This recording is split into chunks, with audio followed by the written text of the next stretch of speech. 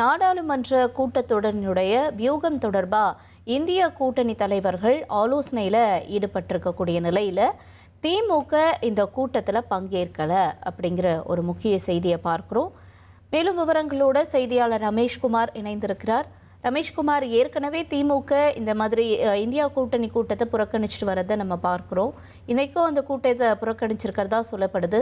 என்ன தகவல் சொல்கிறாங்க? உங்களுடைய விவரங்களை நீங்கள் பதிவு பண்ணலாம். நாடாளுமன்ற வளாகத்தில் இன்று காலை நடைபெற்ற இந்தியா கூட்டணியின் ஆலோசனை கூட்டத்தில் பங்கேற்காமல் திமுக புறக்கணித்திருக்கிறது. காங்கிரஸ் தலைவரும் மாநிலங்களவை எதிர்க்கட்சி தலைவருமான மல்லிகார்ஜுன் கடிகே தலைமையில் நடைபெற்ற இந்த இந்தியா கூட்டணி ஆலோசனை கூட்டத்தில் திமுக மட்டுமல்லாது ஆம் ஆத்மி கட்சியும் பங்கேற்காமல் புறக்கணித்திருக்கிறது. ஏற்கனவே கடந்த ஜூன் 6ஆம் தேதி டெல்லியில் நடைபெற்ற இந்தியா கூட்டணியின் ஆலோசனை கூட்டத்தில் திமுக ஆம் ஆத்மி என்ற இரண்டு கட்சிகளுமே பங்கேற்கவில்லை. ஆம் ஆத்மி பங்கேற்காததற்கு காரணம், இந்த தேர்தல் கூட்டணி என்பது நாடாளுமன்ற தேர்தலுக்கானது, அதற்கு பிறகு நாங்கள் எந்த கூட்டணியிலும் இல்லை என்று அவர்கள் பங்கேற்கவில்லை.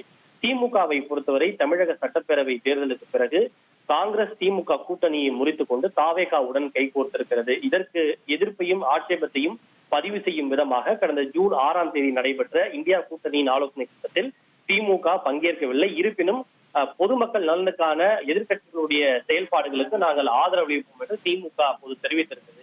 இந்த சூழ்நிலையில் தான் நாடாளுமன்ற மழைக்கால கூட்டத்தொடருக்கான வியூகங்கள் மற்றும் செயல் திட்டம் வகுப்பது தொடர்பாக இன்று காலை காங்கிரஸ் தலைமையில் இந்த இந்தியா கூட்டணியின் ஆலோசனை கூட்டம் நடத்தப்பட்டது. அதில் திமுக, ஆம் ஆத்மி ஆகிய கட்சிகள் பங்கேற்காமல் புறக்கணித்திருக்கின்றன.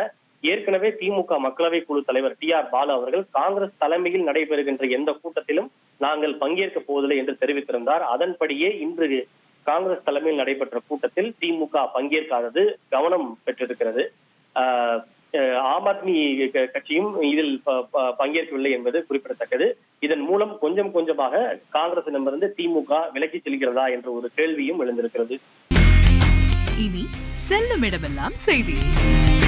தந்தை டிவியின் வாட்ஸ்அப் சேனலை ஃபாலோ பண்ணினா செல்ல இருக்கும் இடமெல்லாம் செய்தி.